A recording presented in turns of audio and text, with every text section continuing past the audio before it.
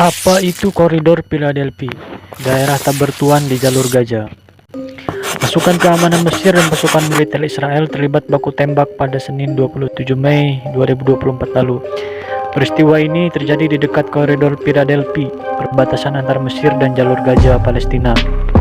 Menurut keterangan sumber keamanan Mesir, bentrokan terjadi ketika tentara Mesir yang berjaga di menara pengawas melihat kendaraan lapis baja Israel melintas garis batas dekat perbatasan. Tentara itu pun berusaha menghentikan kendaraan Israel dengan melepaskan tembakan. Mendengar tembakan, pasukan militer Israel lantas balas menembak. Tentara Mesir itu pun tewas. Insiden ini memicu baku tembak antara pasukan Mesir dan Israel hingga akhirnya Zionis mundur dari kawasan. Kehadiran pasukan Israel di sekitar koridor Philadelphia ini tak begitu mengejutkan. Pasalnya, Perdana Menteri Israel Benjamin Netanyahu pernah menyatakan bahwa pihaknya harus mengambil kendali perbatasan itu karena area tersebut merupakan kawasan strategis bagi Hamas. Lantas, apa sebenarnya koridor Philadelphia ini? Koridor Philadelphia atau yang juga dikenal rute Philadelphia merupakan jalur sepanjang 14 km yang menjadi batas antara Gaza dan Mesir. Koridor ini pada mulanya dibangun sebagai zona penyangga yang dikendalikan dan diawasi oleh pasukan militer Israel sebagai bagian dari Perjanjian Damai Mesir-Israel 1979. Perjanjian tersebut mengakhiri pendudukan Israel di Semenanjung Sinai dan membuka kembali terusan Suez. Tujuan awal koridor didirikan yakni untuk menghentikan senjata dan material memasuki wilayah Gaza dan jatuh ke tangan orang-orang Palestina di sana. Koridor Philadelphia ini juga dimaksudkan untuk mencegah pergerakan warga Gaza yang wilayahnya kala itu diduduki Israel ke Mesir. Pada tahun 2005, setelah dunia internasional menekan Israel antara mengubah Gaza menjadi penjara terbuka, negeri Zionis akhirnya menarik diri dari sana. Mesir pun menjadi pemain utama yang mengendalikan koridor ini. Bersamaan dengan itu, perbatasan ini menjadi satu-satunya wilayah yang tidak dikontrol Israel yang menghubungkan Gaza dengan dunia luar.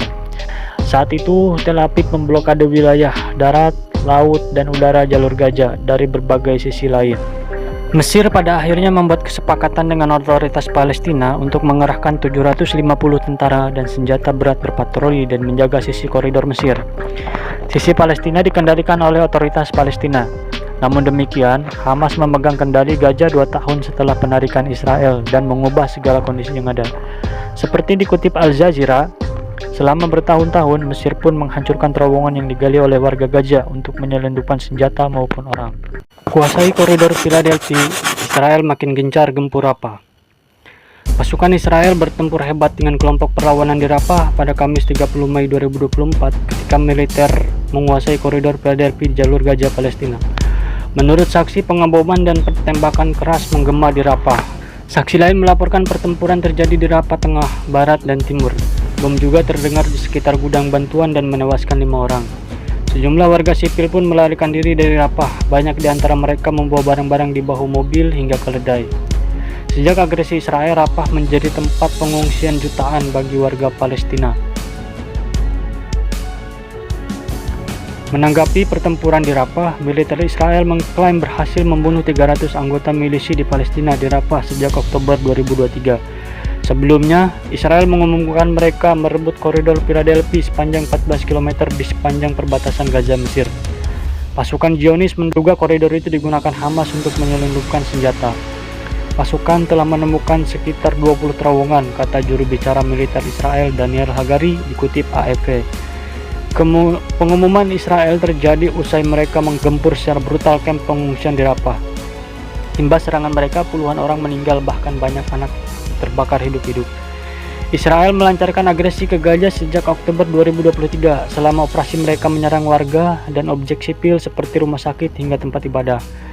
Imbas operasi mereka, lebih dari 36.000 orang meninggal dan ratusan fasilitas sipil hancur lebur.